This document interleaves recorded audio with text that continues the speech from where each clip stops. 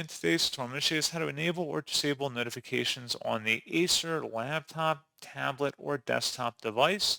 So this should hopefully be a pretty straightforward process here, guys. And without further ado, let's go ahead and jump straight into it.